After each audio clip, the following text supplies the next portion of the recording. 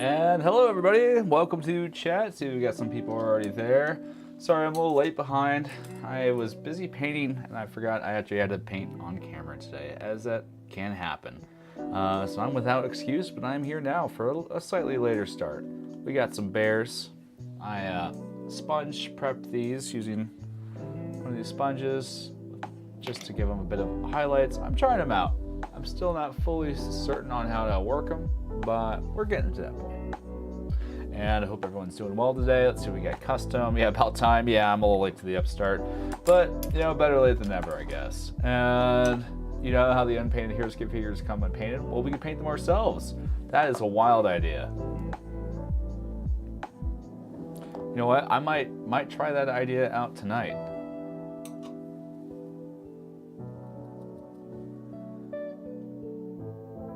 I've been working my way through the secrets of the Citadel for a little bit. Kind of been doing my test models, seeing what I like and don't like about them before I make some more official things. I got a Carrega finished tonight. Really getting close to figuring out this Morrow formula. I'm about 95% there. This was using an oil wash, which I think is the best way to do it. Unfortunately, I've tried every other way underneath the sun, and I'm really happy with these results. I'm just kind of getting the mixture formulated on how much orange, red, and brown mixed together. We got Fritz here, all finished up. This one, I've been trying to do some more different techniques on. This one, I was really trying just to do some subtle white shading on it, make some smooth white. I think we almost got there. I think next time I do, I can definitely improve on that. And here's Joan. I did non-metallic metal on this, which took quite a long time. It's not perfect, but it's definitely the biggest jump I've had in this process so far. So I'm definitely happy about that.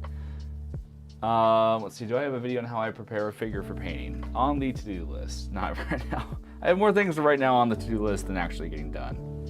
I need to yell at myself and get some stuff done.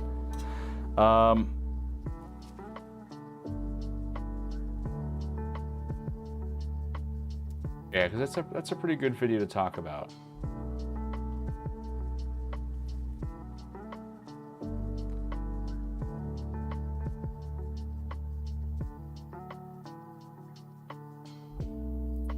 Dude's telling me Varkin and Blade Dancers, 12 of them for 30 eBay. Well, Prince?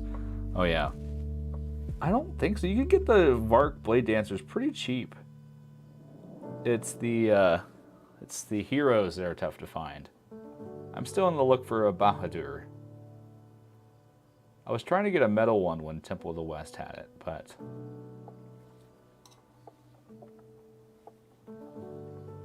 didn't snag one in time. I'm using burnt red as our layer for the kilts.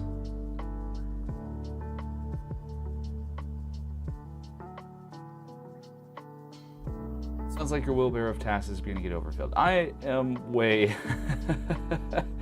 Yeah, if Heroscape could just stop releasing things for a couple months, I might be able to get caught up. But I'm kind of playing rushing games here just to stay relevant.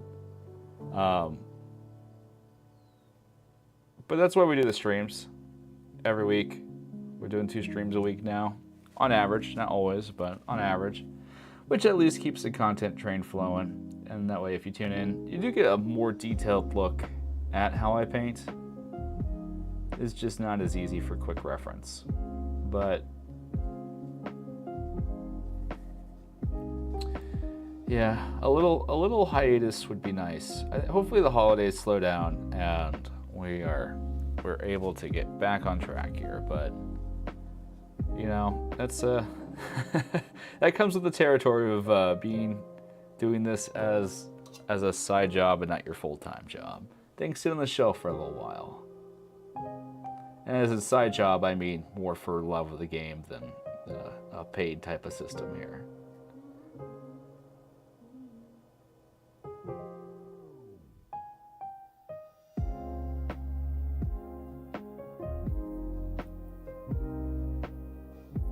We need a relentless, valiant Jandar Goldilocks to go with these 3 bears. I like that, yeah.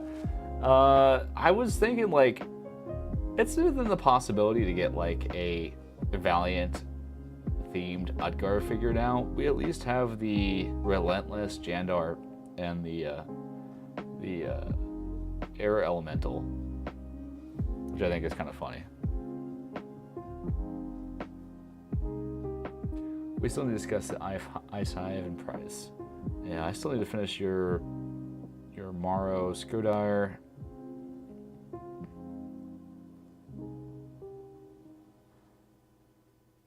I finished a lot of things. So I kind of been trying to crank out secrets for a bit this week, just to kind of stay caught up. It would drive me crazy not having them all painted. Are any of the Gen Con reveals supposed to be 26 yet? I don't recall. I don't think so, because I think October is going to be the last release, unless they're like an OP promo or something like that. I think October usually is the last release of the year, and then we'll see one in like February. Hi, welcome Sebastian. Hope you're doing well tonight.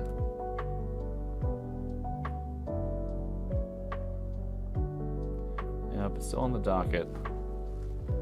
I was there. I might have to restart that Thyraxis. He didn't turn out how I was liking. I was trying a different technique on him.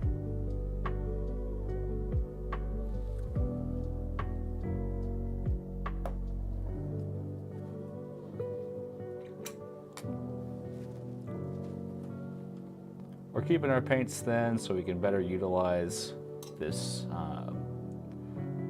sponge chop we did for it,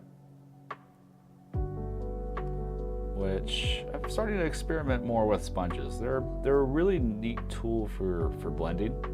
If you're looking to get a little bit better volumetric highlights on your model, then sponges are a really good tool, especially if you're working with white and black, which is pretty cool. When do you think we can get contemporary Omnicrons? I think it's going to be sooner than later. I was thinking about this the other day.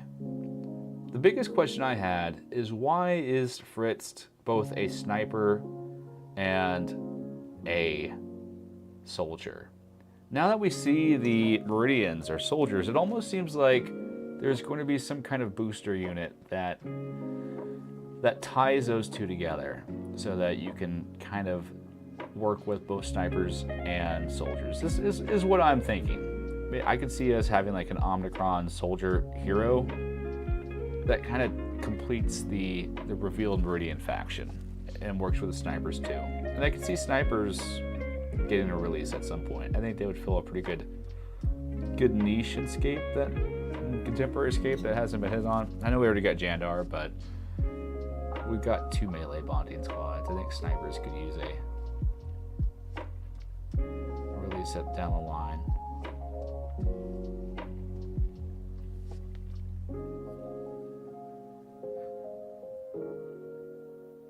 The Rex is great to play, not fun to paint. Yeah, that's ain't that the truth?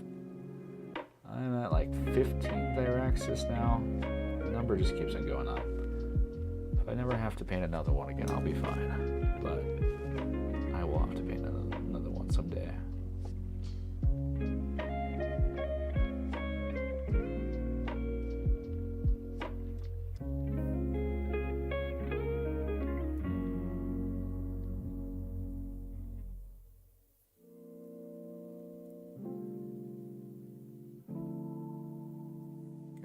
Just getting all these little parts done in here. Starting with a nice deep red, and we're going to work our way up to some more brighter tones. This burnt red is a really good tone for Edgar, though. It's good to build up from. It's nice and deep.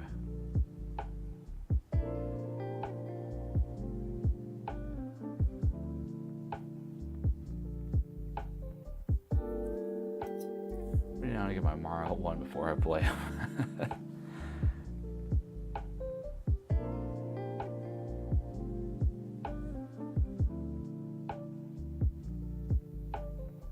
Currently, I'm editing my ranking my paint job video, which is nice. This is coming along. So that should be releasing later this week, which I'm happy about. That one's kind of been...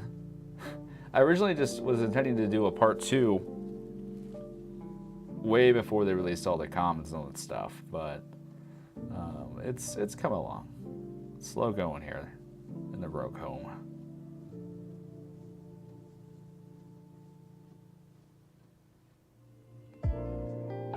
How would you handle a VNOC box? Unpainted seems easy, as you could sell them 3 times per box, buy 2 boxes, have 5 green, 1 black Elite Squad, but not sure how pre-painted would work.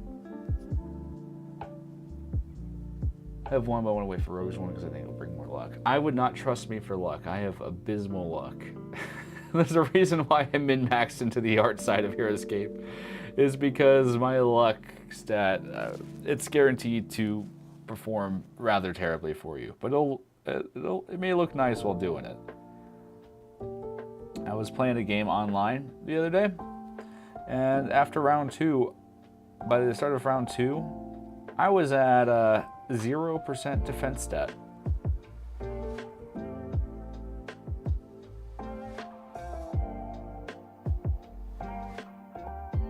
And my opponent was at 57% attack stat. Round 3, I was able to boost up to 15%, which was nice.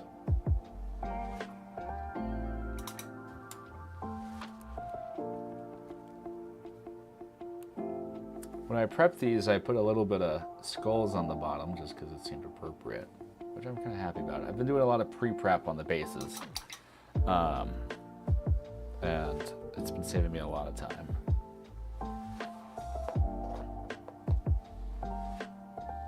All right, let's get a nice... do we want to do a brown gray? The Star Wars guy you painted for me, 130. Oh, I call that transference of luck.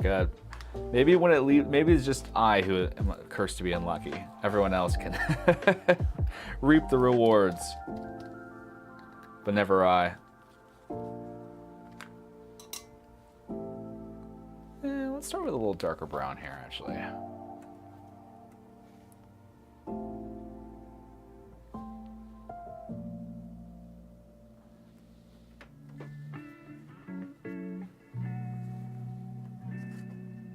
Go with a warm brown, I'd say. Which Star Wars guy? I'm trying to remember.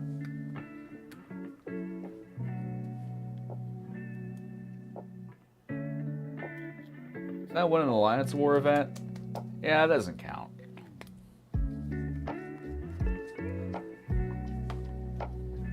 That one wasn't by luck. That one I was in my element for that one.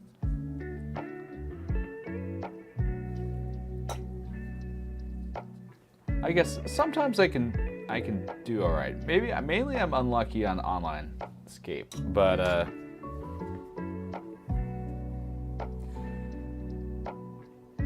that one I just read into the meta a little bit more than my opponents did.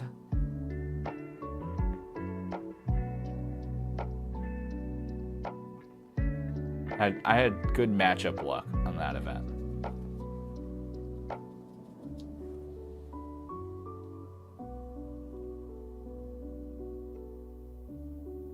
That's another thing on the to-do pile is I have that footage of that Alliance War all recorded. I do want to make a video talking about that. Now here's a question. Would you all want to watch like maybe one day a week of me editing? Is it exciting? I know Tails does it sometimes, because that would definitely allow me to create some more things, but it would be less interactive as I'm working on the project. Are Earthsign considered void? No, they're not. Not at least in the technical sense, which is the sense that matters the most. They're a separate species that live on the same planet.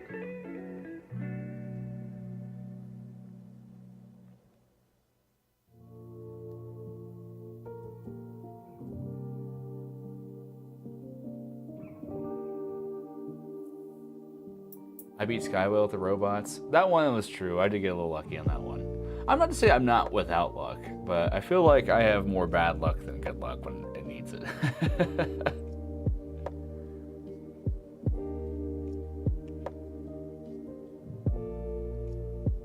That's true. That's kind of what I was feeling.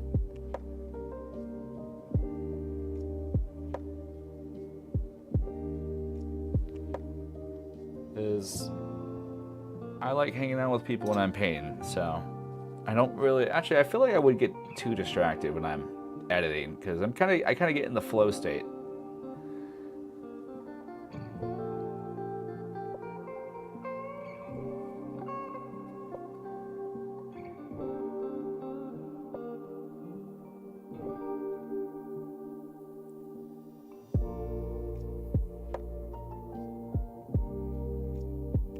Vords are humanid mammals. Isn't that what Vords are? I mean, like, technically, if we're looking at technically on the cards, then Vords and Ursine are two separate species. Now, are they very similar? Are they, how much of a similar species are they? You know, like, a horse and a donkey are two separate species.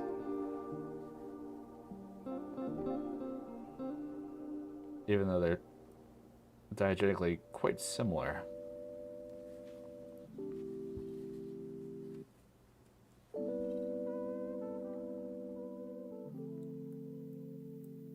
Are all Vords rodents? They aren't. We have some foxes, some badgers, I think, with Harlan.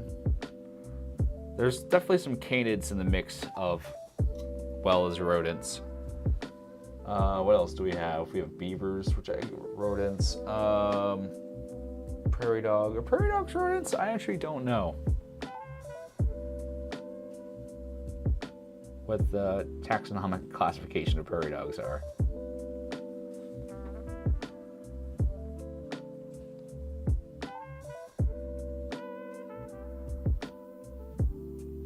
Yeah, the fox one is definitely the odd one out in the whole mix. Tanuki, I think, technically aren't rodents. What are tanuki? They're more like raccoons. So we are. It's more woodland creatures. Roguescaper, please remind the poor folks in the back of the room how to do your wet palette. Oh, quite simple. So you can get a plastic container or a pre-bought wet palette. It's really they're composed of two main ingredients. A sponge right here, which if you're building your own, you can use folded up paper towel or a thin cut like sink sponge. Then you have some transferable paper, usually parchment paper.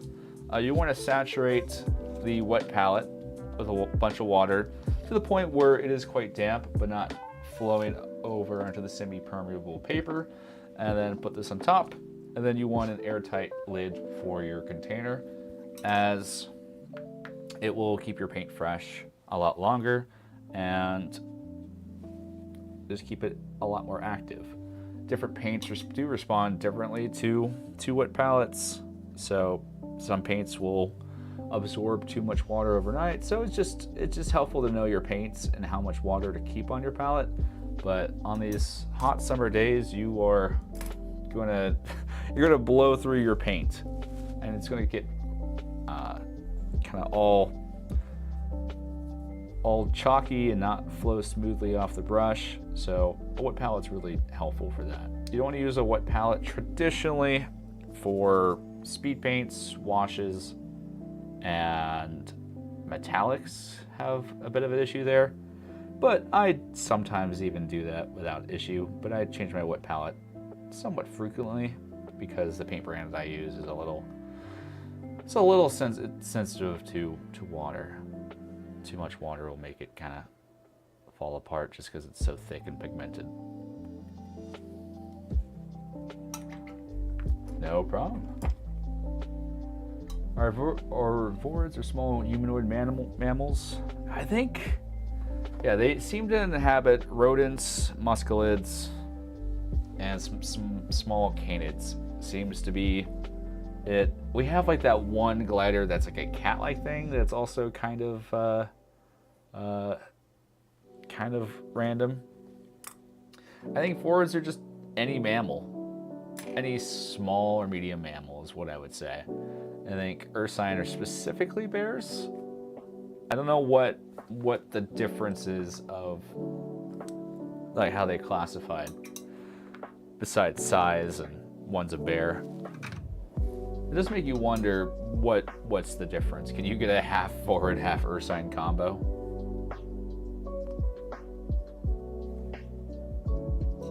Would you play a game of Heroscape where your figures roll a d20 for effects of mushrooms? Like kind of like a random mushroom. I mean, I'll play any game of Heroscape. It depends on what the effects are, though. If they're unfun effects, then.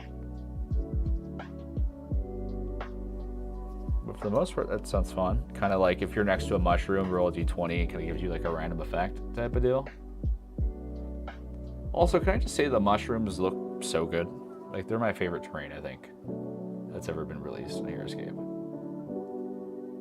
They're just big and unique, and really, they add a lot of texture to the board, which I really appreciate.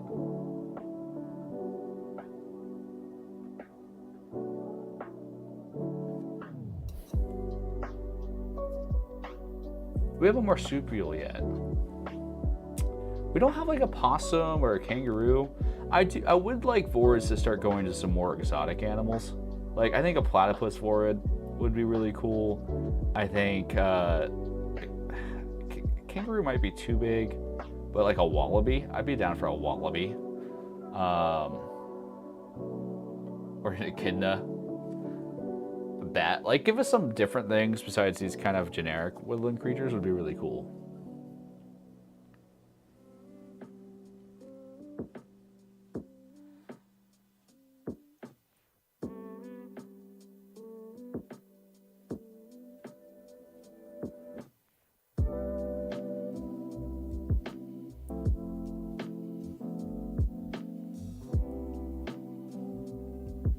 We have a mouse now. I'm trying to think of what else would be kind of cool. You know what? It's actually surprising me that we don't have like a rabbit. It seems kind of like a de facto thing we would have for Vorids. Sea mammal Vorids? Give us the manatee Vorids, Renegade. Don't be cowards. He literally has 0 attack, 0 defense. That could be that legendary 5-point figure everyone was always talking about. This is just a manatee that as soon as you put him on your board, he dies.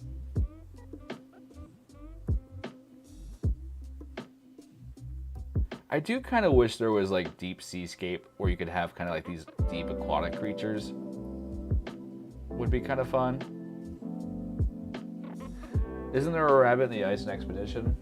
I don't think that's a rabbit. I think we have a stoat. No, that's a Jeroboa mouse, I'd say. Or maybe a kangaroo mouse. But I could be wrong.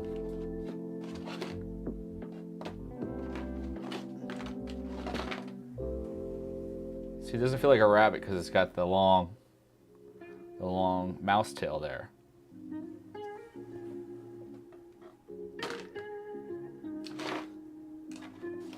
Now, is this guy a rabbit? No, this guy's like a chipmunk or a hamster or something. Dolphin Vorid? That'd be kind of funny. Give him like, I would honestly like a dolphin Vorid for like Vidar, kind of like in a like a land suit with a big helmet or something, like something like, you know, like Sandy from SpongeBob wears or something. It'd be kind of fun.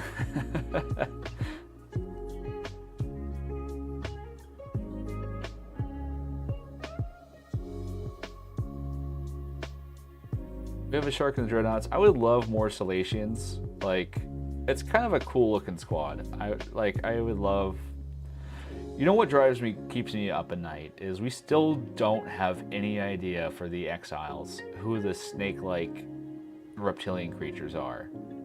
There's like no official lore on it, and they're like the coolest models in the Exiles, and I just want to know where they're from. I've asked, I've badgered, I've gotten no responses.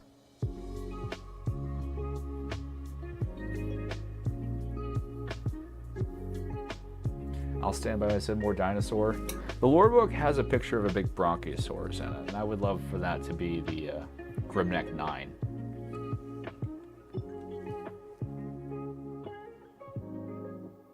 But Ankylosaurus are also in the lore book. People that don't like the lore, like, you're missing out on a lot of teasers because they're putting a lot of stuff in.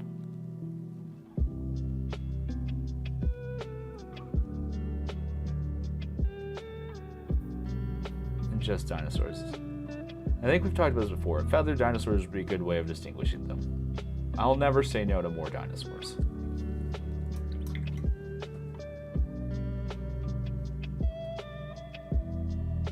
What are the Gruts with firearms? I mean, we have one Grut with firearm. We have the, we have whatever her name is, Kanak. I honestly would love kind of some Harkabus Gruts, kind of like before the technological revolution, kind of that pre-stage would be kind of cool.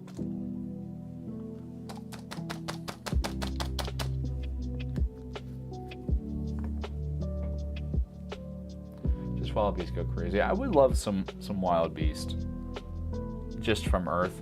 Like give us some Roman war pigs. I'm using dark silver now from Pro Krill just to start adding that to the model.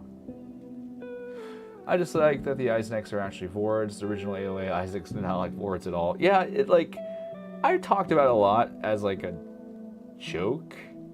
I don't think it makes sense, even though they're trying hardest to kind of tie them together at the stage. But I would prefer that the Eisenachs were discovered kind of on Noxtorma, and then they kind of were as like a dormant invasive species, and then they kind of took over. Just because like Ironlich is described as like a warlord, and he doesn't like what war is he lording over is the question. Although I think if Renegade could go back and redo him, they would make him a scientist.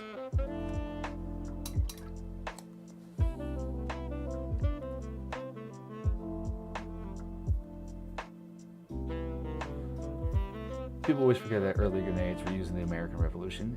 Oh yeah, that's on the back of the revolutionaries, kind of those, I forget what they're called, those like stick grenades type of deal.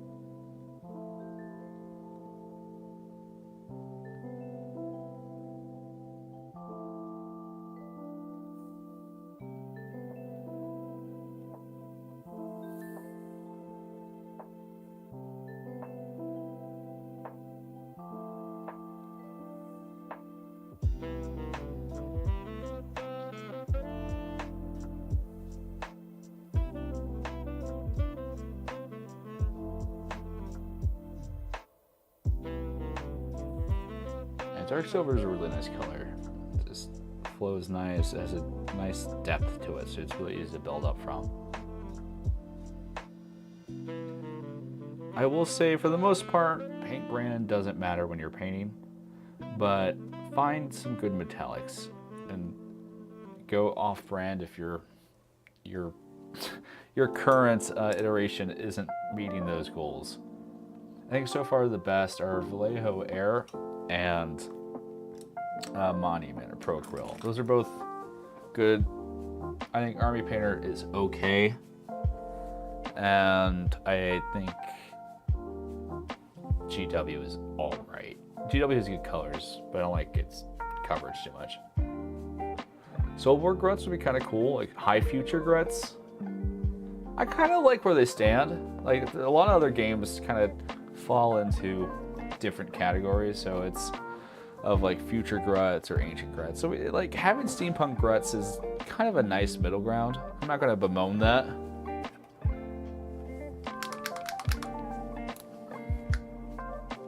Let me get some Payne's Gray here. I think it's unique. It's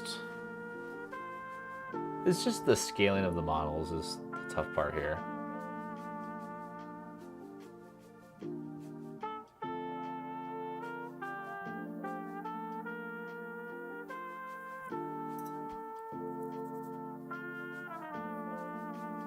Did you know that Crisco was originally battleship lubricant instead of cooking oil? Huh.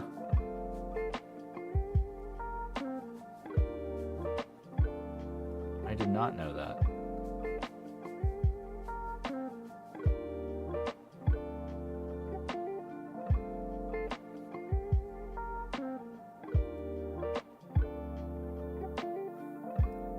See, I think it would be really nice if the Eisenach and the Scodire switched their planets and switched their fights.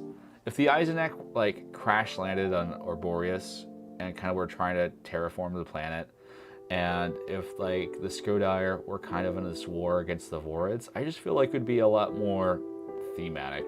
Like the Eisenachs are kind of this defiance of life, these large, you know, beyond life level machines that are taking over the forest planet, very Fern Gully type of situation.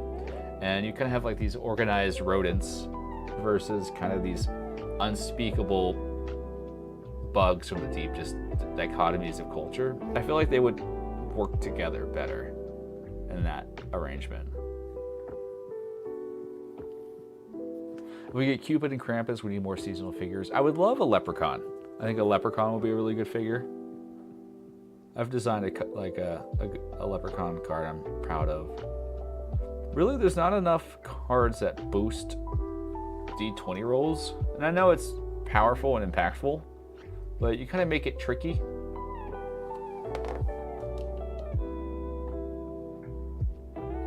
I got another call. I keep on getting late night calls. I'll be right back.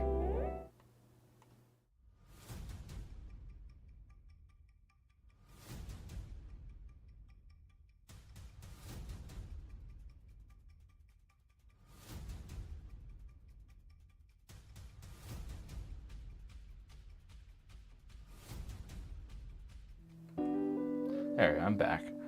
I'm just nervous about calls. Last week my friend called me saying he was attacked by a dog, him and his dog, while they're walking. So now I'm just a little nervous and keep it on me. Thankfully he's okay. But that's kind of why I ended stream early this Monday. The dog had to be dropped. There was a lot of stuff going on behind the scenes. How about kids with a silver shamrock mask like in Halloween 3? Listen, I'm trying to think of what I would like holiday themed. Just have all the Guardians from that one movie show up. You know, I think Sandman would be kind of fun. He's not holiday, but he's like a mythological creature.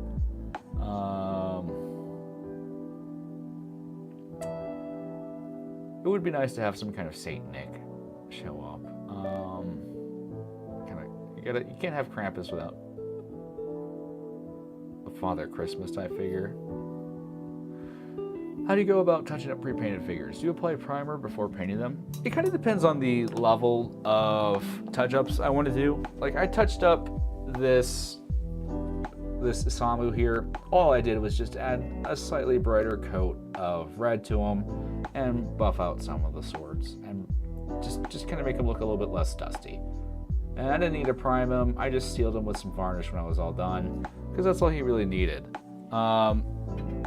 But if it's a bit more of an overhaul, if I feel like I need to, if it's more than just building up from that base layer, then I usually just prime and start over. Just these miniatures, if you prime them, they still maintain their detail pretty well. It's not like you're gonna lose too much detail by priming them if you prime them thinly and, you know, as if you would prime any other figure, because prime comes on pretty thin if you're responsible with it, and that way I have full control of the colors. It doesn't like save me time. If let's say I'm painting these guys, I have all the colors on my palette. Let's say I just go wide here and put a big streak on my kilt. I'm just able to take that color from my palette and just bring it back to where it was. But if you use a pre-painted, you're not going to have an exact color match. So you're going to have to kind of work around it, or you're just going to end up having to kind of completely build up those colors back up anyways, as if you primed it. So I just like starting from a clean slate.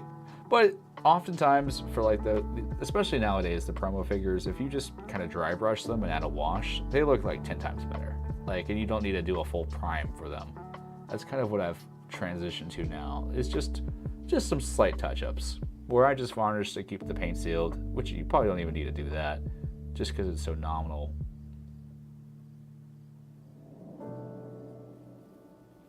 Father Christmas places treasure glyph and cold glyphs would be fun. Sandman takes your order markers off you while putting you to sleep. Yeah, there's some fun things with that. I'm trying to think of other holiday icons. I can't. Oh, I would love like some kind of silly turkey, like a dumb turkey like promo. That's like just this simple beast. It'd be kind of funny.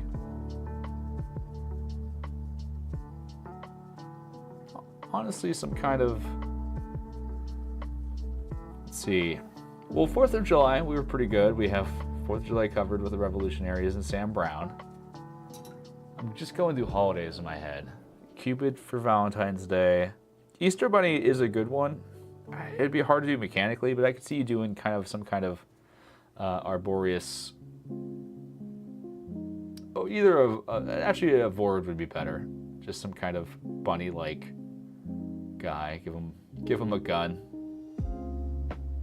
that launches little eggs on the map. I don't know. A turkey impossible to get rid of. Yeah, just like a wild turkey chase or something. You know, I have a model of like a turkey hydra, which would be pretty funny. Some kind of mutant turkey monster.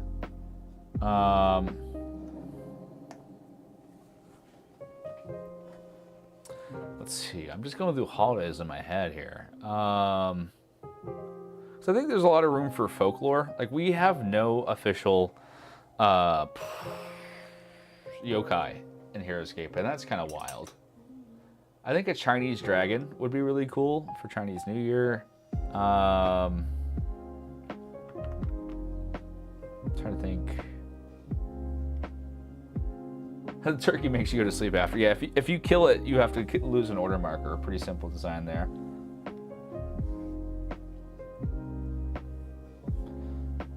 Let's do a cool tone for our polar bear friend here. Let's go with how deep do we want to go with this? We're gonna use like a wolf gray and build up from that. Oh yeah, nine-tailed fox, leprechaun would be good. I'm trying to think what else is there. You know, honestly, just another, like I wouldn't mind like a Vietnam era or Korean War era soldier just for Memorial Day. Because I play every Memorial Day with my friends and family. We have a cookout and play a Heroscape game. So another soldier from like those eras, but it might be too recent, but I wouldn't mind that. The Headless Horseman is good. I mean, Halloween has like a dozen different things you could bring. They have been bringing a bunch of Halloween stuff, so I'll never say no to that. Grendel from Beowulf, I'll take that. Honestly, more Beowulfian constructs would be really nice to have. That's kind of a trope. I'm not super familiar with the myth, only like in broad terms, but that'd be kind of fun to have in Scape in general.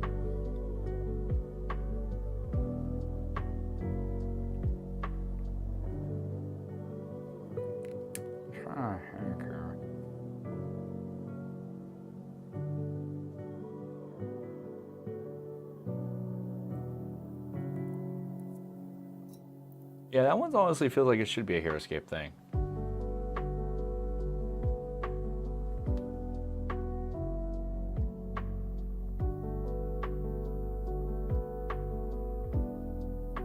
I just say I love the details on these models. Like, these models are really well structured. Like, they just really up the game on these models here.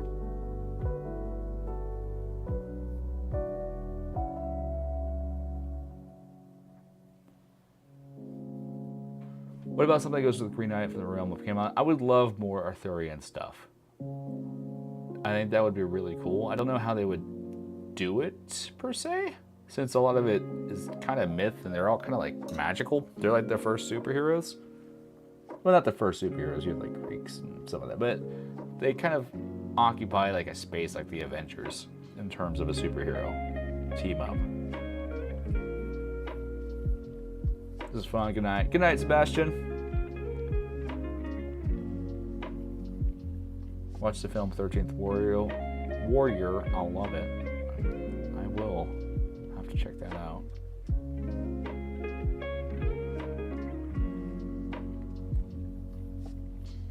Conan the Barbarian would be cool. That's actually a good IP to bring into Escape. It would fit the vibes very well. If we're talking IPs here, then yeah, that'd be pretty good.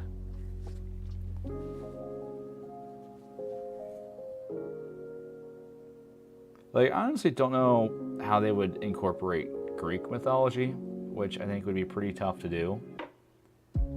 Just because a lot of it deals with, like, demigods that are people. You know, for Arbor Day, we can just have a tree. That's just it would be cool. I guess we kind of have one like Garushia, never mind. We do have like a tree.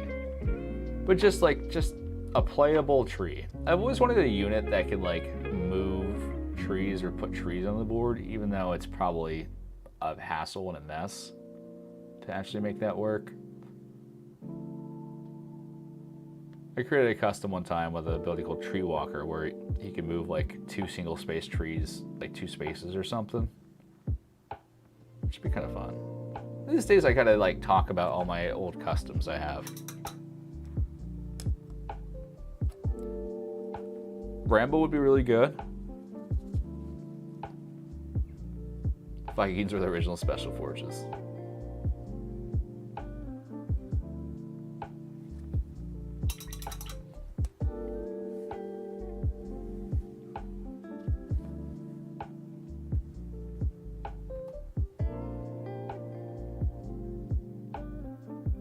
Doing anything too fancy with these bears. We're just kind of getting these ones done. They're very simple models, which is nice. And I'm a little tired because I've been trying to learn some new skills this past week, but it's been a little like I'm happy with my progress, but it's been a tad bit exhausting doing that. So we'll just use simple metallics. Nothing too fancy here.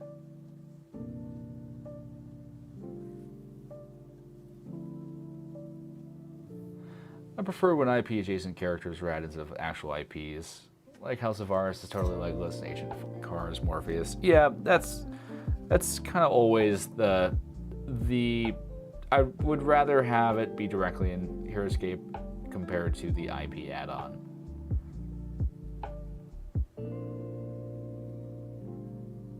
Like, I would love some Dune-inspired, like, Fremen and all that stuff in Heroscape, but I don't really feel like I need the actual IP in Heroscape.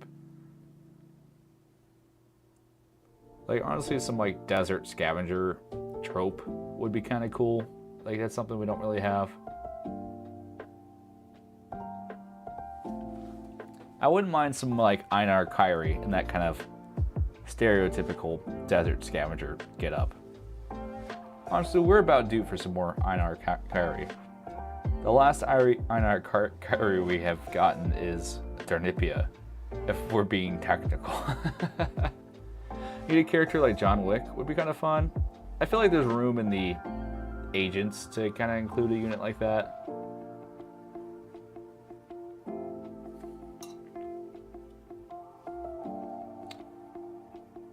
Yeah, like just a really... Honestly, Heroscape could go for use another really strong, iconic humanoid hero. Like a John Wick-esque hero could really work well. Who's like the most iconic Age of Annihilation character? If like they were to, like, who's the Sergeant Drake of Age of Annihilation is the question.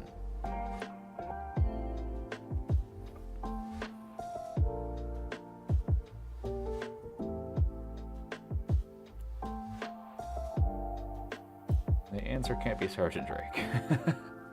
Egyptian-themed master set would be cool. Anubis-headed soldiers and the sphinxes and stuff. In Heroscape, there's this big section of the map called Crumland that has almost zero official lore. All that we know is that it's a desert. It's just sitting there. I'm just waiting for something to reference Crumland. And so far it's been all but not. So I'm sitting around waiting for kind of like some Egyptian or desert themed releases because the aesthetic is kind of cool.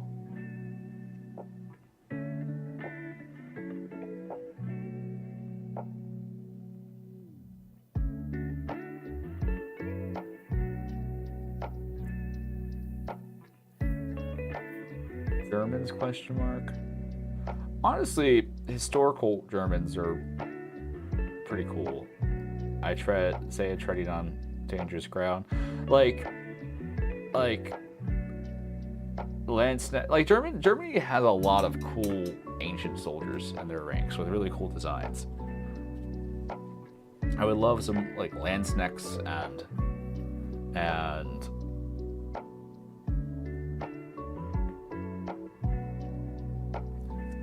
all that kind of stuff added to the mix for sure. Sand terrain with quicksand and cactus would be really fun. I think sand has got to be the next big terrain. We haven't gotten this month's lore drop yet, haven't we? It's still in development, I assume.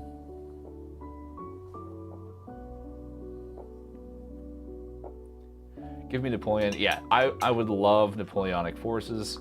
They just have that combination of both style and like so many abilities you can put onto a card for Napoleonic forces. I would love that.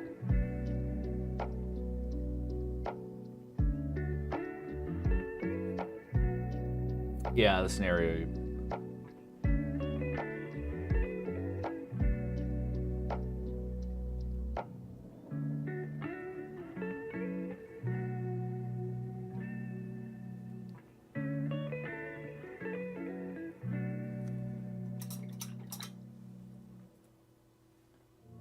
Germans was who Sergeant Drake was fighting. Yeah. I think I say this all treading lightly. One, no one wants it too much. Like no one. Some people would. I shouldn't say no one. A lot of people would probably be upset with some things. Like the closest thing we have is Red Skull. You know, and I'm not even like a person that's like too. You know, it's just easier not to have it. I'd say avoid a headache before it happens. It's the same reason like why we can't have any modern, quote unquote, modern forces. You know, if we just have 2026 American soldier in Heroscape, it's just a can of worms that I'm sure everyone involved probably would like to avoid. If they did do some kind of World War II German soldier, I would want it to be so kind of sci-fi'd or like abstracted where it's not just a representation of the real thing. Some kind of zombie scientist or something. But even then, it's not high on my list. There's just so many other things to add that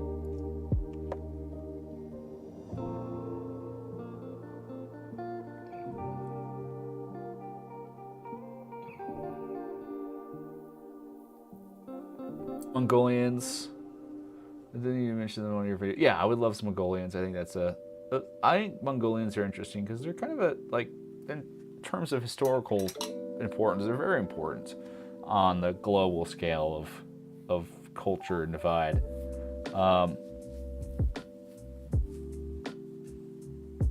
I think they just look cool too, just Mongolian horse riders. Everyone's getting cavalry units now, so let's get some Mongolian horse riders. We're getting there. We're looking a little sloppy, but we're getting there.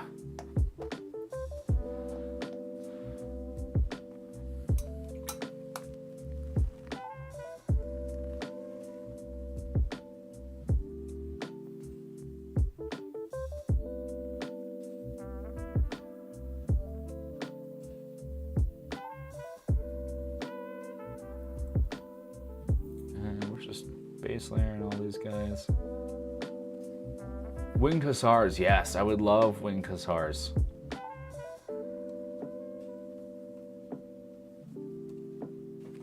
Yeah, I made a video where I talked about all the historicals I wanted, and Winged Hussars are very high up in the list.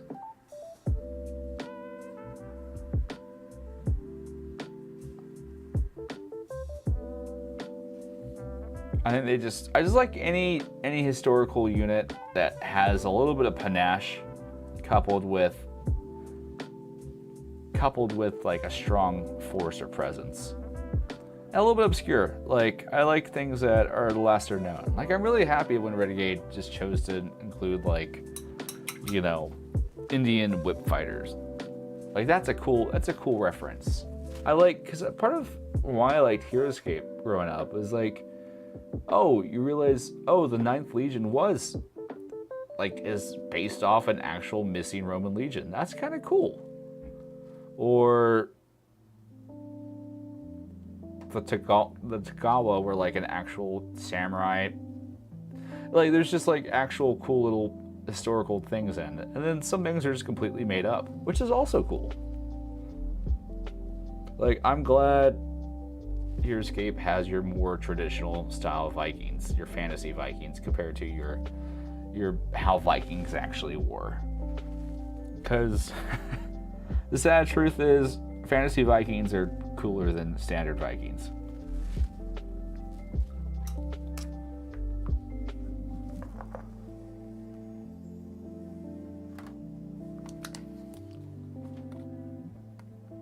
Aren't the 10 Regiment of Foot basically the Redcoats? I mean, they were an actual official military branch of the British Army. They are in every sense Redcoats.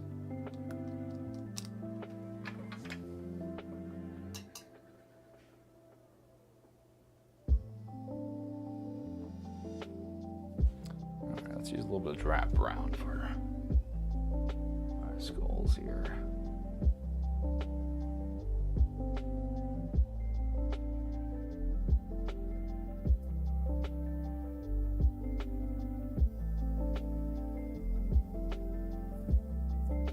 I'll stay in the focus is the goal.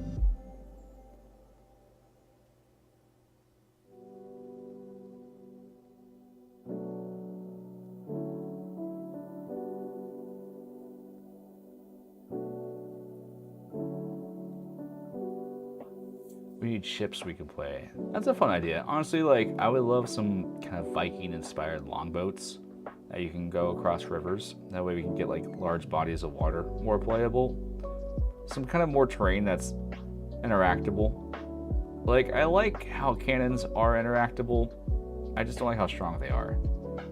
So you can only use them in your home games. But I like having things on the map that I can go to and have a guy do something with. It just kind of makes the game feel a bit more dynamic. I hope Nagrubs are added back to bond with Raxus and the new Hive Lord. I would love. I had this weird idea the other day. Like, what if they brought like super grubs? It's like a squad of 2, but they're like really like big, bulky grubs.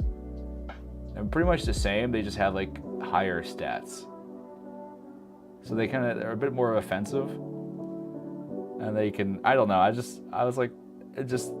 wrote it down because I was like, this is a funny thought. Like, just imagine like you take a grub and it's just like sized up twice as big. And that's the only change. And they have like 2 life each. And when a Hive Lord eats them, they heal 2 wounds. And they cost a little bit more, but they can actually like, do things on the battlefield when they're there. But grubs would be nice to have back. Or a new thing to replace the grubs. Because I do like playing the Hive Lords.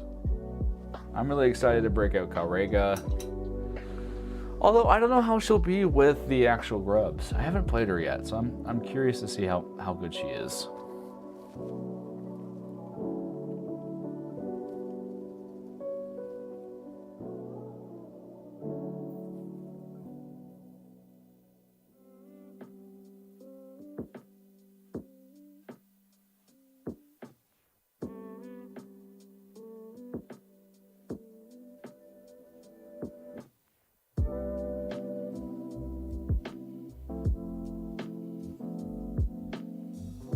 These models are definitely going to come alive once we add washes and dry brushing to them. I like them a lot more than the Frost Claws though. The Frost Claws felt like they had just had a lot of areas like blocked off in terms of sculpting.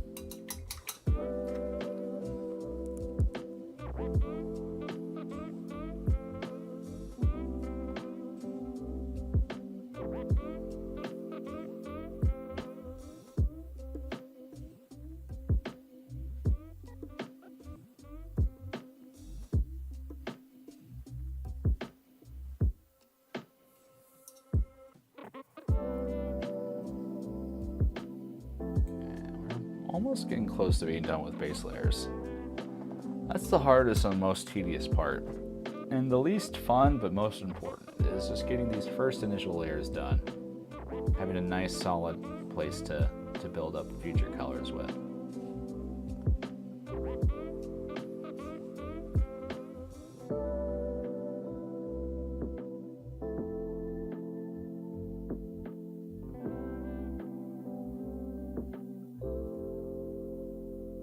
One thing I struggle with sometimes is I'm too fast on my base layer. I don't fully cover it. So when I start doing highlights, I notice I miss key spots and I have to kind of go through and fix it all. It kind of ruins the work I did. So definitely be sure to take your time on your base layer. Go through and make sure everything's actually fully covered to the point you need it to be.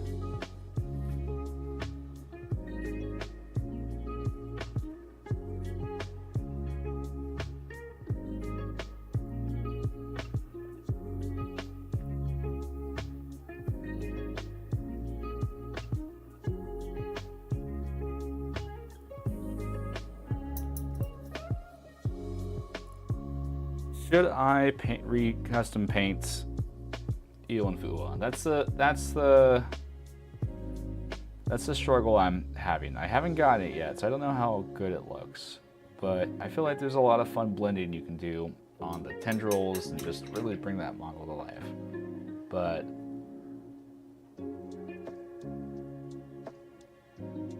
I don't know if I should or shouldn't. If you switch the J and the D, it becomes Danjar.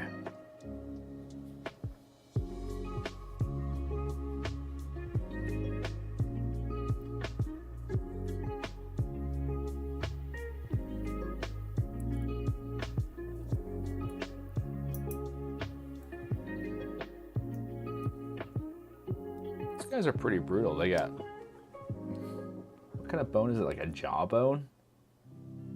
I wonder what kind of animal. I do wonder what the wildlife on Noxstorm is like. Is there just native like animals on the planet? Like, what are these jawbones belonging to? We used to play Heroscape. We saw Danjar. You all are overhating Jar Jar Binks. He's not that bad.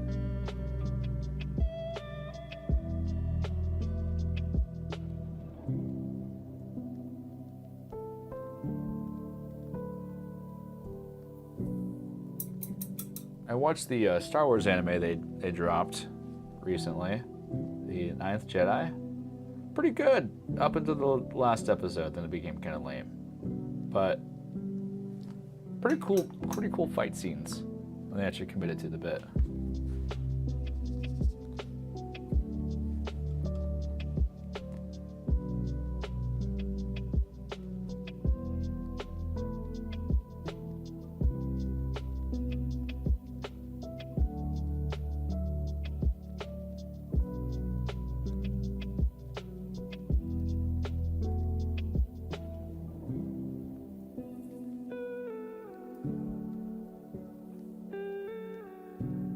Jar Jar Binks would be a 5-point hero. Jar Jar Binks has killed more Jordicas on screen than any Jedi ever has. Just never forget that. Did you see the Darth Maul one? Yeah, that one was pretty flippin' sick. I like the Darth Maul one a whole bunch. Regular Star Wars is just kind of like a dumpster fire, but the animation departments are just killing it.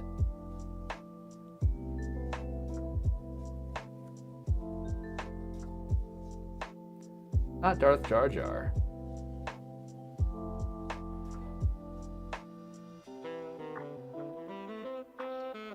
I never liked the theory that Jar Jar Binks was a Sith Lord. One, it just doesn't line up with lore at all. And also, the kind of whole point of him is that he's an easily fooled, manipulatable person.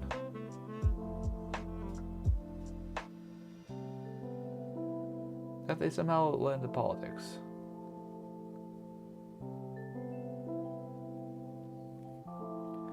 G.I. Joe shipwreck, hopefully.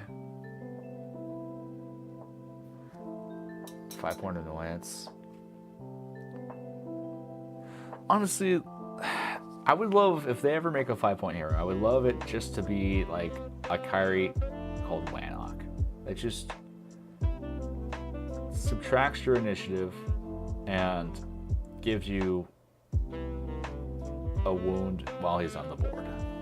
Pretty much just acts like a constantly active Wannock glyph that's in your army.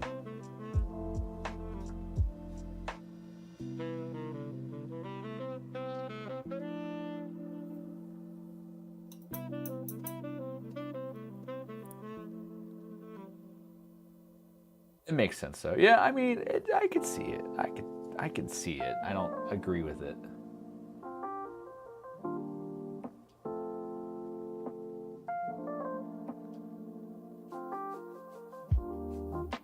It's giving Lucas far too much credit for foresight.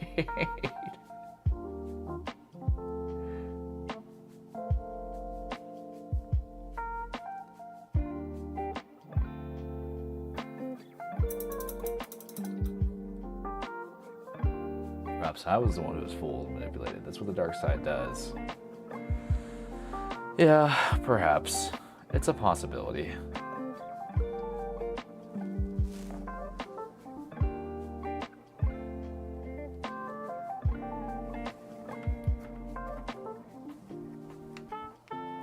I really wish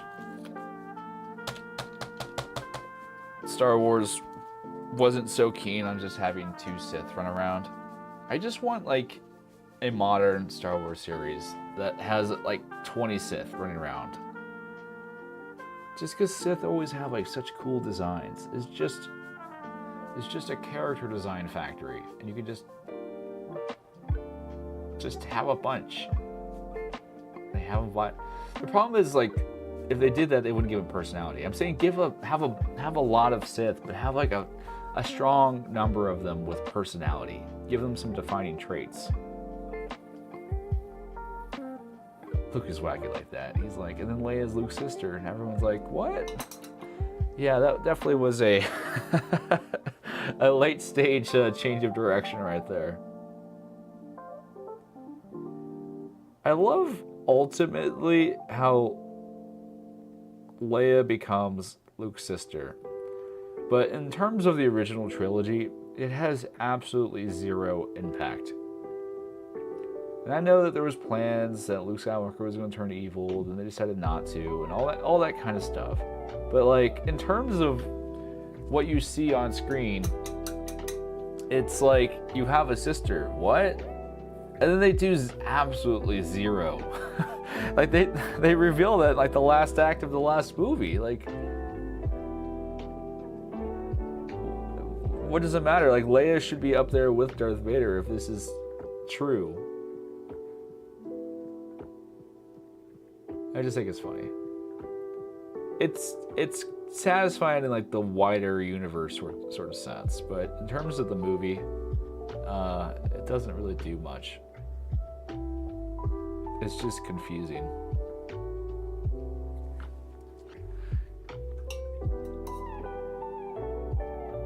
You never played the old Republic games, sir, then. Those games I keep to the Republic. Oh no, I never finished them, but I did play them.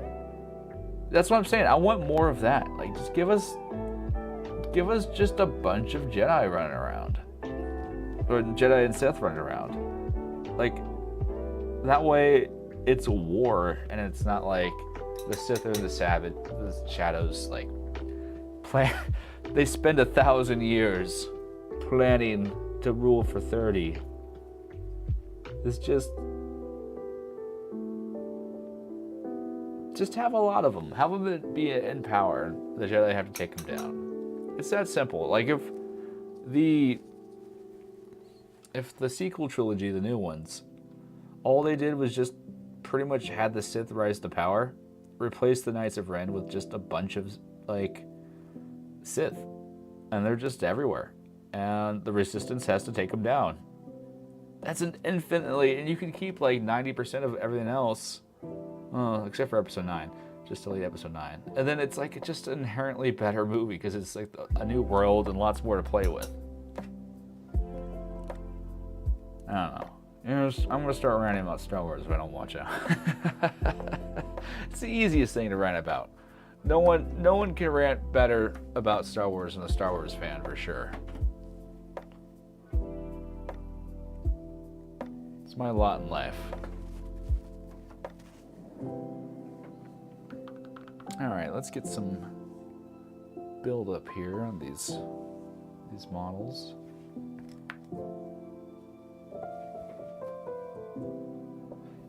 Yeah, that is a very valid point. They were so scared of people complaining about the politics of Episode 1 that they completely bypassed it. But by doing so, it definitely weakens the overall narrative of like, what's the state of... Because there's some political questions that you need to answer, like, what's the state of the New Republic post-Empire?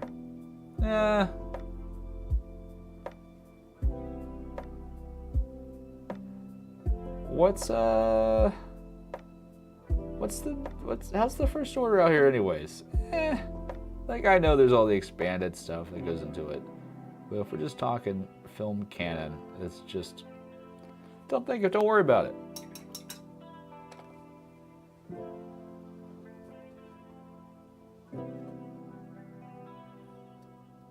We got rid of the bad things, the sequels replaced with cool things, would be a good movie. Honestly, if they replaced it with cool things, I wouldn't have minded so much, but really they took out that stuff but didn't add anything to fill in the void. They just gutted the things people didn't like.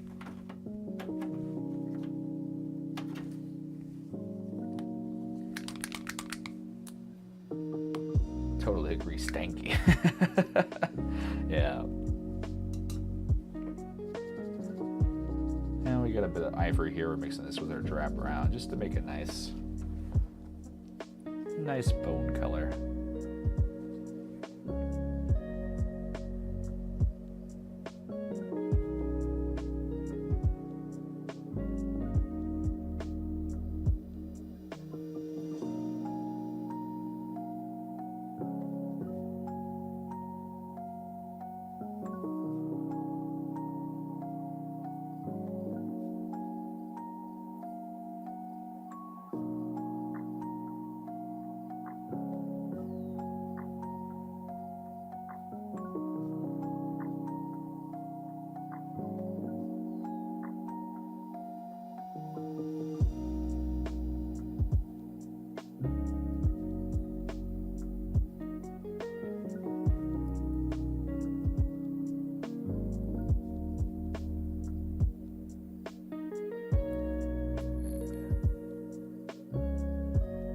We're being a bit scratchy with our texture here, just to kind of build up a bit of surface area for these. We're going to probably blend them down a bit just to make it a bit smoother.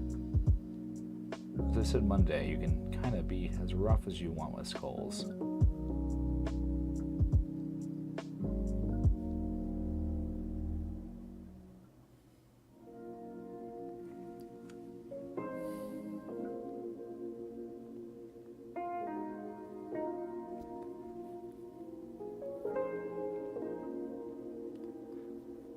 Get rid of bad things, replace them with good things is the way to go. Yeah, like, I like the prequels, but they had their fair share of problems. They're not perfect movies by any stretch of the imagination. They could have used a critical look back and say, you know what worked for these? What didn't work? They just asked the second question.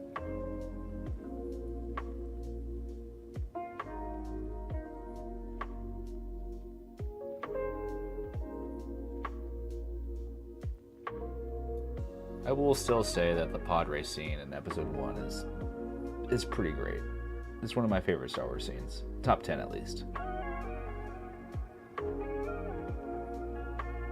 It's so unnecessary to the entire point of the movie, like rest of the series, but it's so awesome. Just the sound design is really why I love it. It's just a hallmark of sound design. The fact that there's no score into the last, like, part of the last lap. What if we get some Star Wars droids in Escape? I would love Star Wars in Escape. I think it would work really well.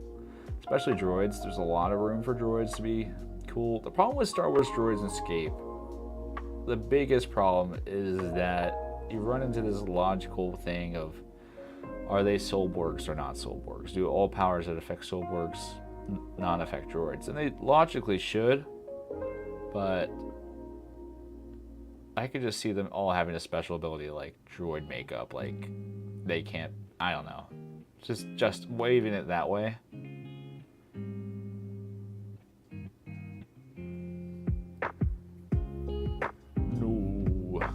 No more IPs, please.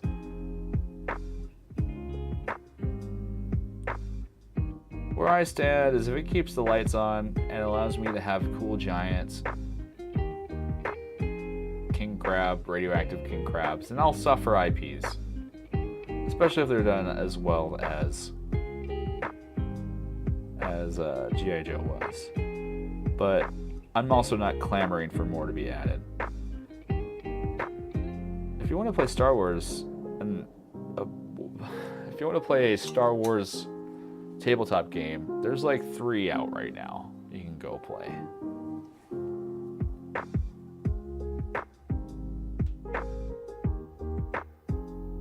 I kind of want like weirder IPs. Like, I would love Hero Quest to be added, just for it to be like full circle. The models are appropriately scaled. Like, they can just release the models with the cards and they fit pretty well. At this point, reprinting an old Escape will keep the lights on. I'm hoping so. Honestly, these latest reveals were really big.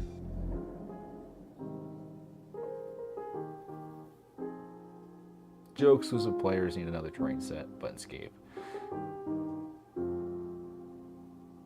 Yeah, give us our red sleeve of toxic terrain. What would be another good kind of urban terrain? I don't know.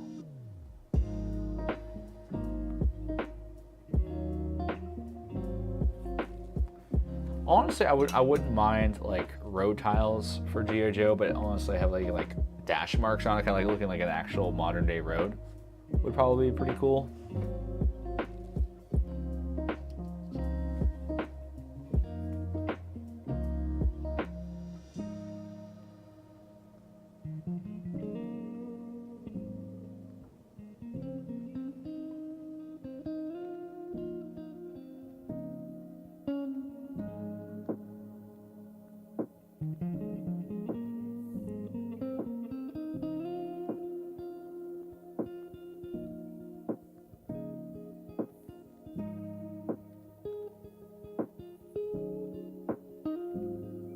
Spider droids are cool, but they don't have 2 1-to-1 Star Wars. Could always have unique Heroscape spin. I think that too. Honestly, I'm surprised we don't have like a Star Wars-like thing in Heroscape. That's kind of like, this is Star Wars, but it's not. We're legally distinct.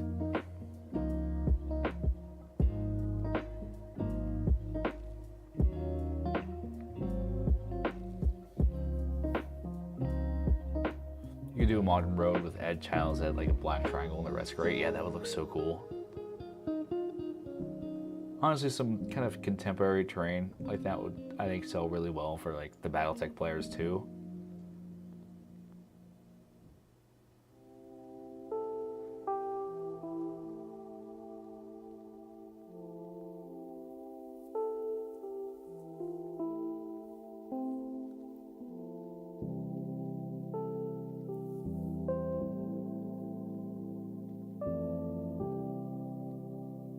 Honestly, just some more like random ruined buildings would be really nice.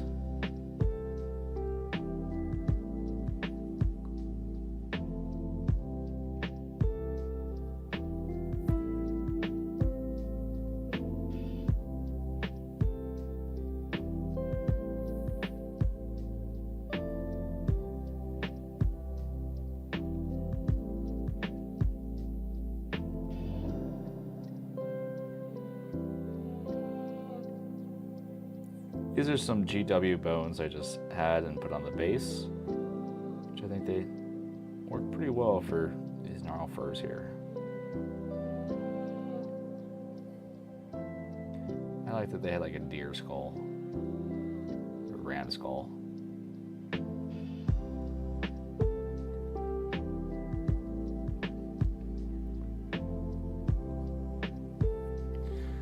Terror dome terrain piece. Honestly, yeah, like some more Cobra terrain would be really cool.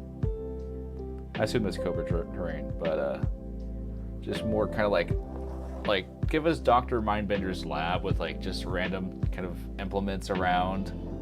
I kind of wouldn't mind like more one place, just line of sight blockers that are kind of unique. Like we kind of could use some more of those, kind of like odd ones. I'm hoping with Heimdall Station up high that we get some weird sci-fi tech kind of terrain booster pack where it's just like Tesla coils and all that kind of random kind of stuff would be kind of cool.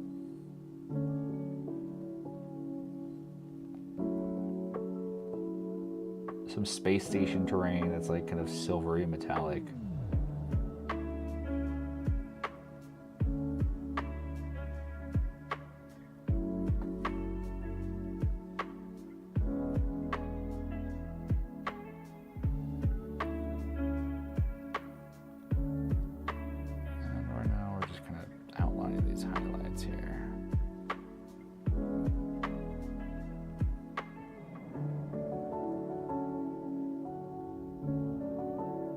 Finding where we want these bright points to be and kind of sketching them out.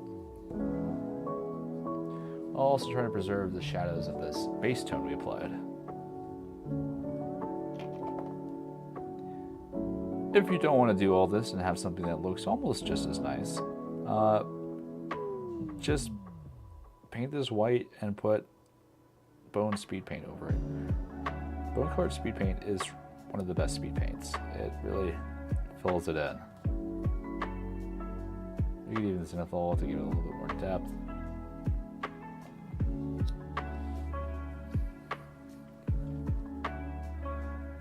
More toxic terrain, so you don't.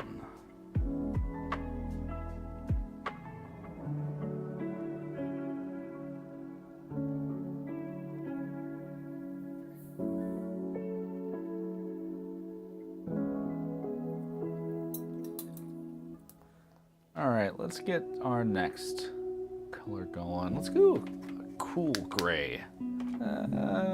We'll do a bright neutral gray mixed in with wolf gray for our polar bear friend here.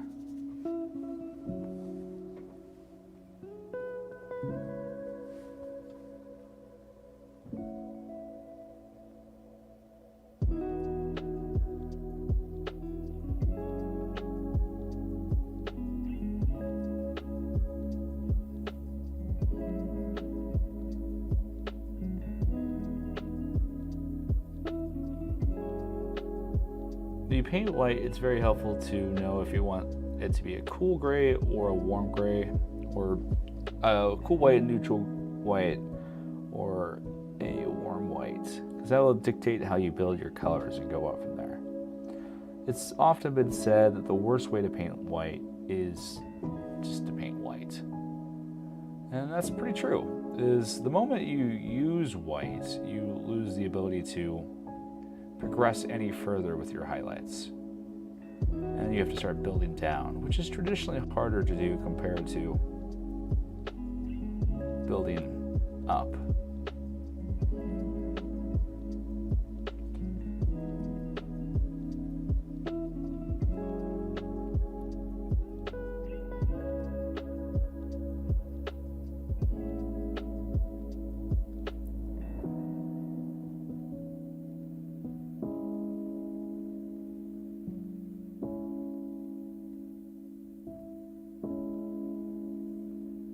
White is so boring. It's tedious for sure. Painting like smooth white is tough. If you're painting like textured white like this, it's not too hard because the initial shadows is can be handled by your base tone and washes. But like when I was painting Fritz, and this took a long time, and I'm not even fully happy with how it turned out here. But painting like a smooth white, like reflective surface, that took far longer than it needs to, just because you're trying to get a sense of depth and shadow, but it's all so particular. If you go too far, then it's gray, and if you don't go far enough, and it's just oversaturated white. So it's a balancing act.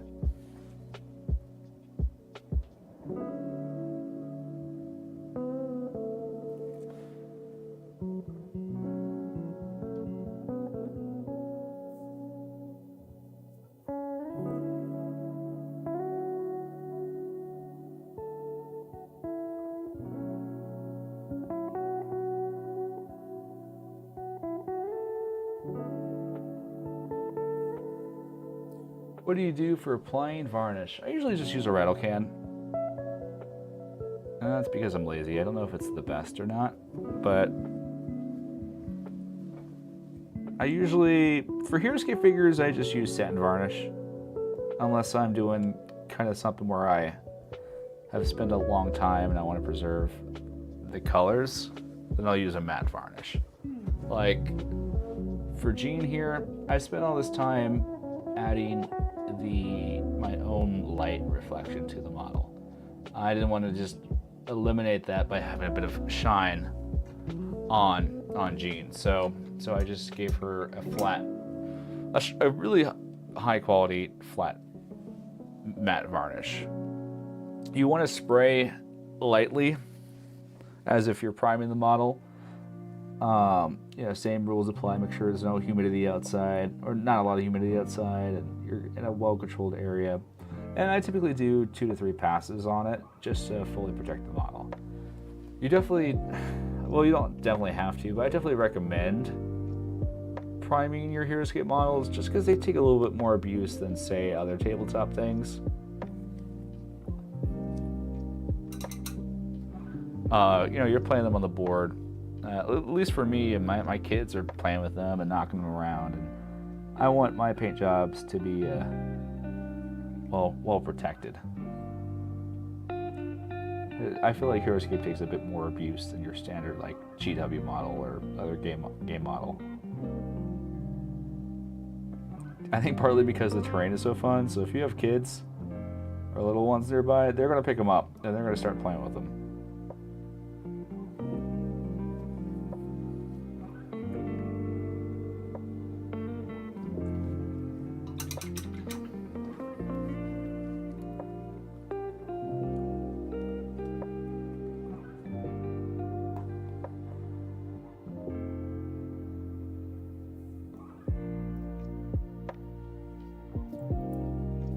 And let's go to a bit of a gray here for this spare, and we'll probably can tone those down with a transparent glaze.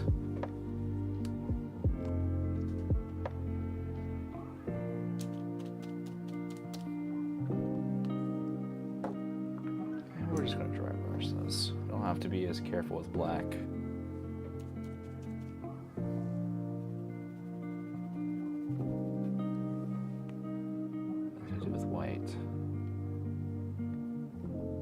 White, I'm trying to build up a bit of texture on the model to give it a sense of depth, and then when we dry brush, that kind of is already built in. Black, we can be a little bit more.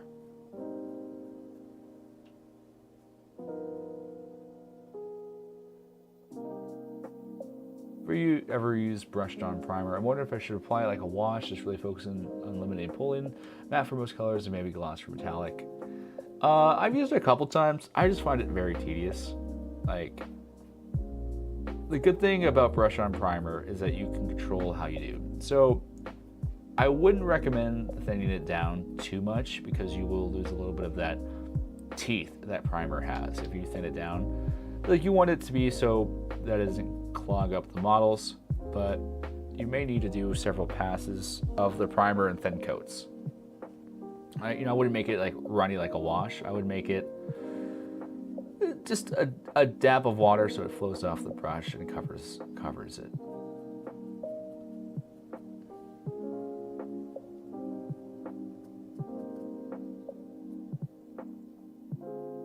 It looks like the progress on my thumb is coming along nicely. Table ready to me.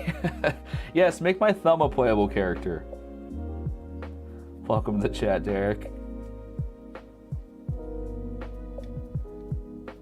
Oh, if I knew you were coming, I would have painted a figure that you hated. I would find. what's one of them? The Vord? I think you hate the Vord. I should have brought out the Vord today.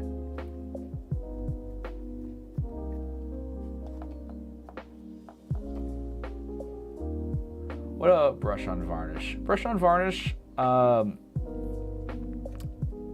I've only used in small bits, just to kind of get an extra gloss to a bit of the area. You want to just dilute that down with water so it doesn't pull up and thick, because it's very thick. It's very kind of very heavy. So you want to kind of thin that down with water with no paint in it. Use an older brush and just thinly apply it to your model. Brush on varnish, I've heard, is better just because you don't risk clouding up your model from the spray can accelerants and all that stuff. It's just, I don't know, I just don't have time for that. So but it's nice because you have more control. So like I'm doing this guy, I can paint his armor more shiny and reflective than his fur, which is really nice. That's the main reason. But I honestly personally don't have a lot of use in it because, like I said, I'm just too lazy to put that on. I use it in very small doses.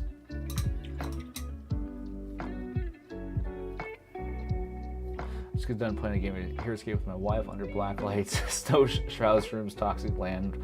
That sounds pretty fun. Heroscape at night is always a fun time. Yeah, let's see. You gotta have werewolf lords, glowing light markers, and yeah, we're getting to the point of, get some glow in the dark paint for some crabs, and you're looking pretty good there.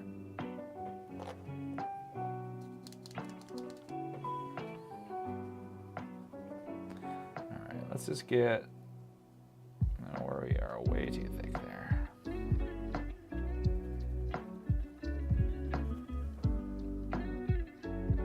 Let's highlight this face here. And just get a couple highlights with this cool gray for this top.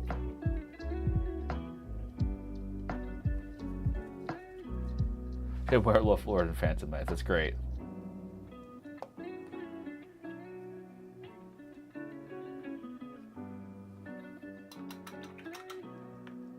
See, we're a little wet there. We pulled some up. That happens. We should be able to cover it. That's why working with black is not a bad thing.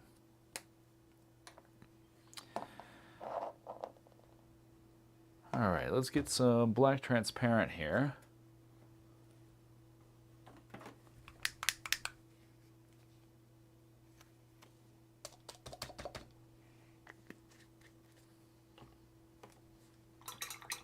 Thin this down a bit.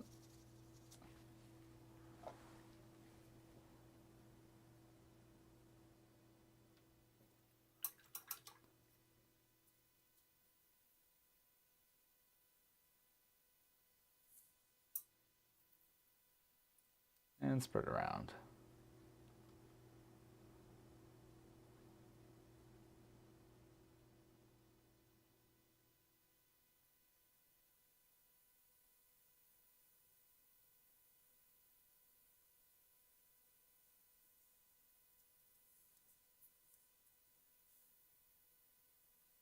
Paint equals paint. Yeah, I put the paint in painting. What brand of paint am I using? I'm currently using Pro Acryl paint. I like it because it has strong pigmentation, so it covers your model really well, so you have to do less layers. And it's very matte. Some people don't like the matte quality of it. It's kind of a preference thing.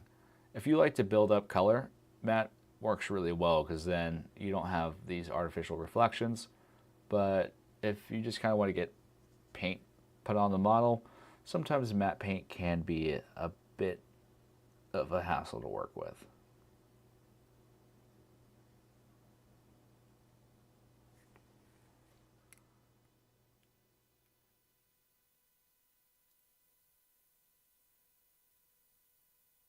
No one will see it coming until it's too late.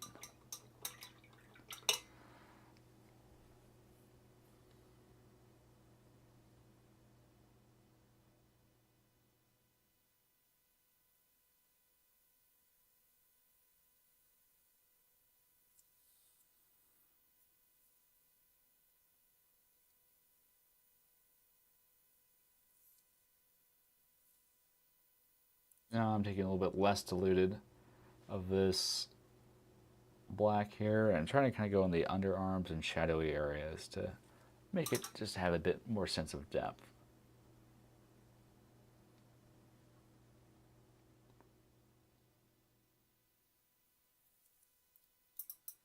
How do you spell the name of the paint I'm using? So this is Pro, P-R-O, Acryl, A-C-R-Y-L.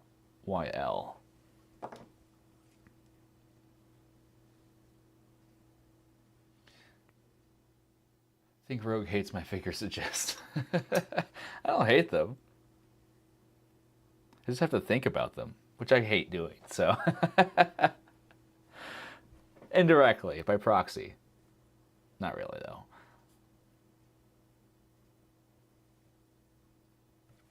I'll let you dry for a bit and go back and touch you up.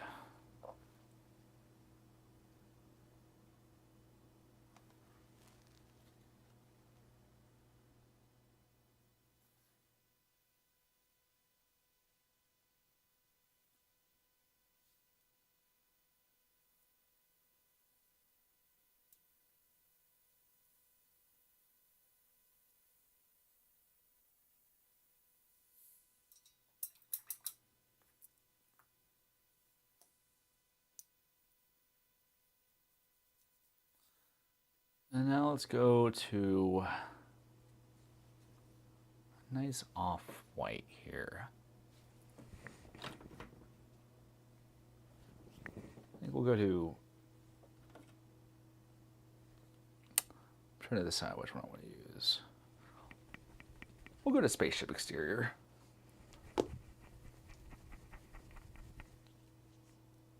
Actually, we're going to go to Brain Matter Beige. I like that color a little bit better. Tell me you would be scared of a clown coming at you. I would be scared of anyone coming at me, honestly.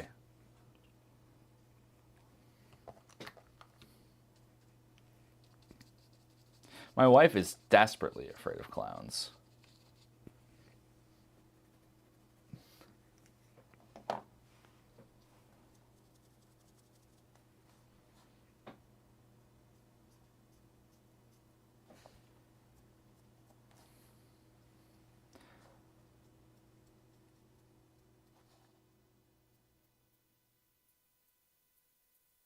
We're going to go on these faces and bring out all the detail on the eyes and the mouth and stuff. You know what? I think I need to be a bit bolder in this transition. We're just going to go pure Brain Matter Beige. Yeah, we'll tone this down with a glaze, I think.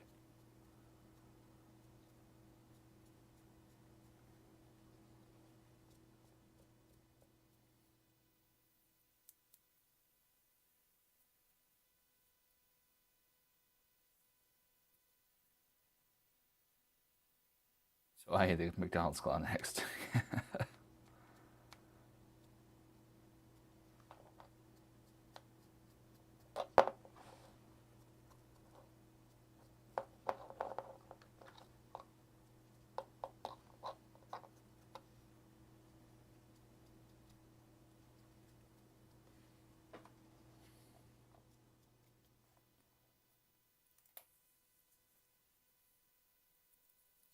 A good thing with dry brushing is you can do several layer passes over if you want a bit of a brighter color. As if you were just layering up normal paint.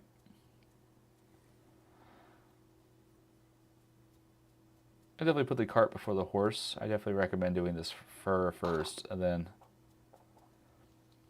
doing all the other stuff.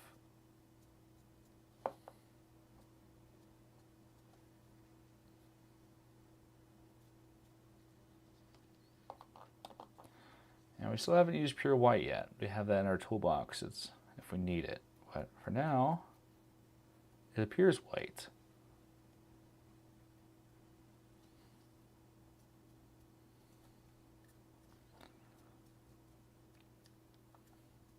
But it also has a little bit of definition going on as well, which is nice.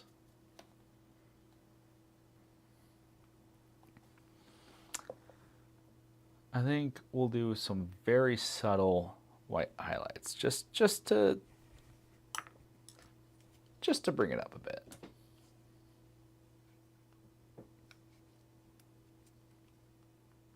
Probably want to bring these highlights up and then tone them back all down.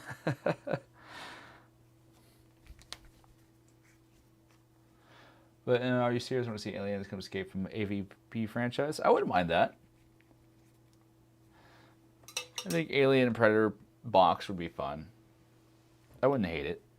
Although we already have like Alien with Queen Mao. Like, there's nothing an Alien box could do that wouldn't really top what she's already doing.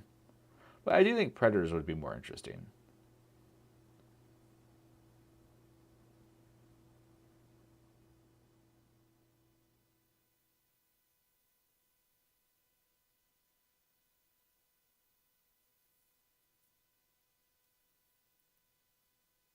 And we're just picking up a few individual hairs here, just to give it a bit of dimension.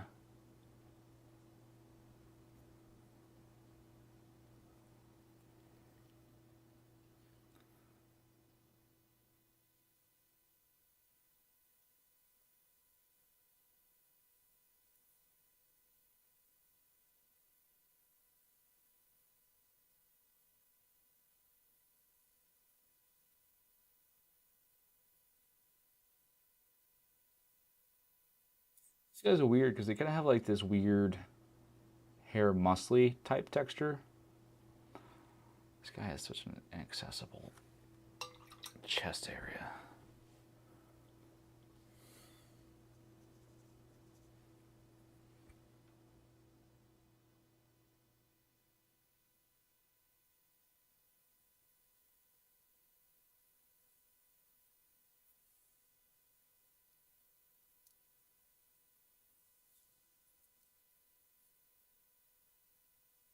We're just going through and hitting some areas we haven't hit yet. What time are we at here? Hour 40. We're doing pretty good. Probably be closing up shop here pretty soon. Gonna let some paint dry.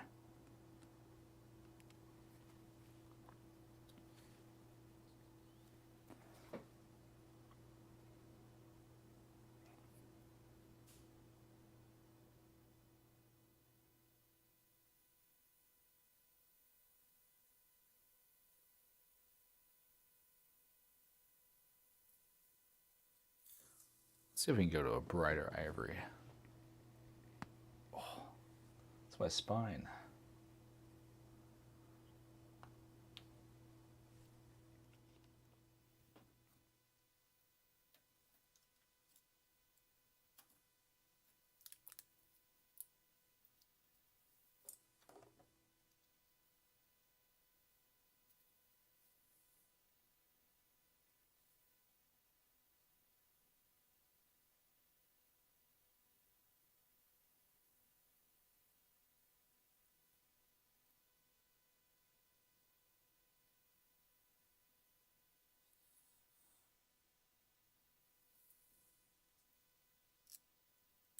Audible crack, yeah.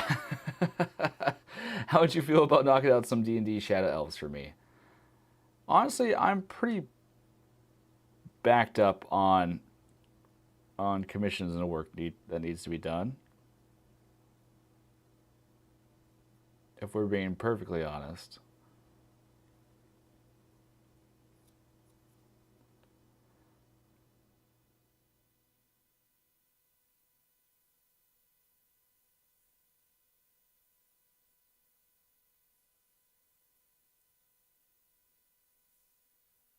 But you can send them to me. I'll see how hard they are. It depends on what's required of them. And now we're going to take this thin down drab brown and kind of tone down these harsh transitions we did here. That's why we're being so kind of rough with them, is I knew I was just going to kind of bring it back down to where we kind of started. Painting like this is a lot of going up and then just kind of bringing it back down.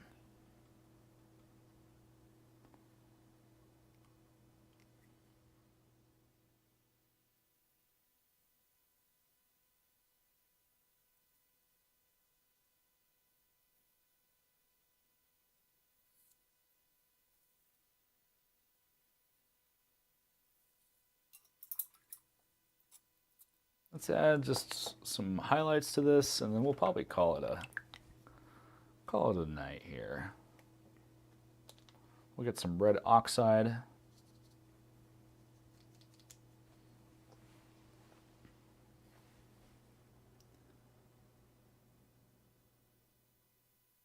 And we're just going to trace all the various lapels coming off this thing.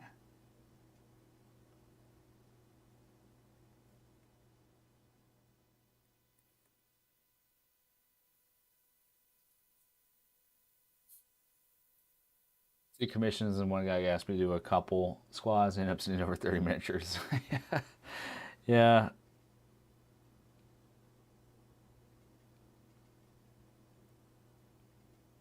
Yeah, I'm not actively pursuing too many commissions at this stage of life.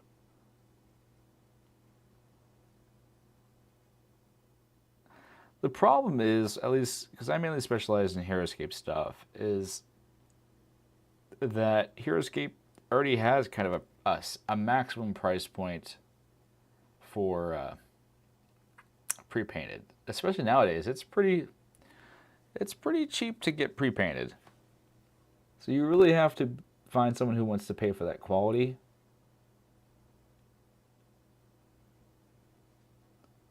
And that's just a harder balance. Because then you have to, quality cost more, but there's also kind of that baseline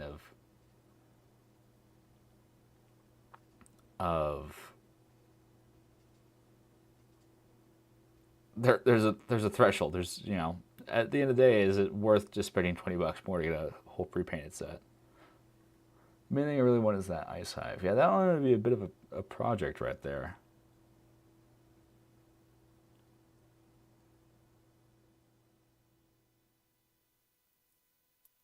Main thing would just be covering the bubbles for the marrow bubbles. Everything else wouldn't be too terrible. Probably have to get some spray putty, put it over those, spray it white, and then just tone it down. Because I think it has pretty ample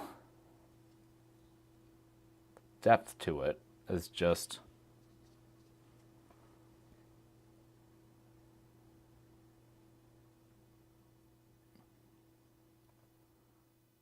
I'm just talking out loud here.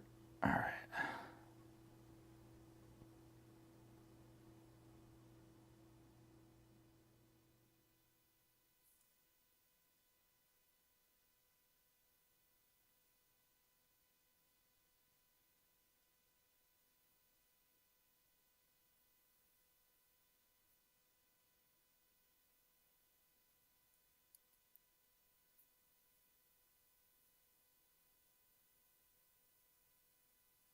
All right. We're just adding these last little details.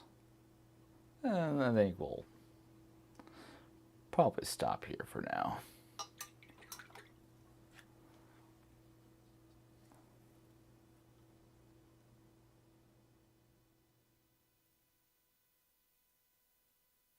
Yeah, we made some pretty good progress tonight.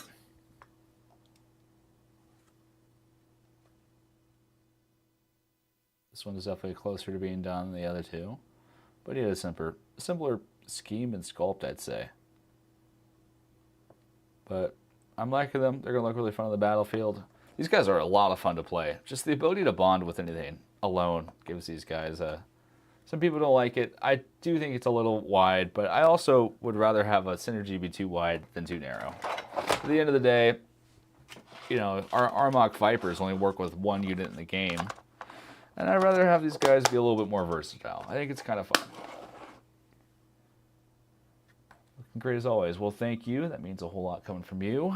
I think we're about done for today. We're probably just gonna keep on touching these things up, fix some mistakes we made, start bumping up these bones, probably add some washes just to kind of tone it all down, and work on the face details, and we'll be looking pretty good. But we made a lot of progress today. We got the boring stuff done. Thank you everyone for keeping me company. I am committing to it because that's the only way I can get things done. Expect by this Monday an actual edited video coming from me. So now I set it out. Now I have to happen or I'm just a liar. But it should be coming out this Monday, barring any tragic or unforeseen circumstances. And I will see you all on the flip side. What makes you want to cover the bubbles? Oh, well, the bubbles itself are transparent. So if I would have to prime over the whole thing. You would lose it would get solid. That's the tough part. But good night, everybody. Good night. Now I need to revive Creator Spotlight. I do need to do all my things. I've reached out to people a couple of times, but I haven't had a lot of strong responses back. So it's just a different stage of life for me, personally. But I'm doing what I can. I have big plans, but I'm limited by time and energy. So if I can get over this blockage from here to there, I think we'll be looking really good. But thank you everyone for your support. You're the reason I keep on doing this, and y'all take care.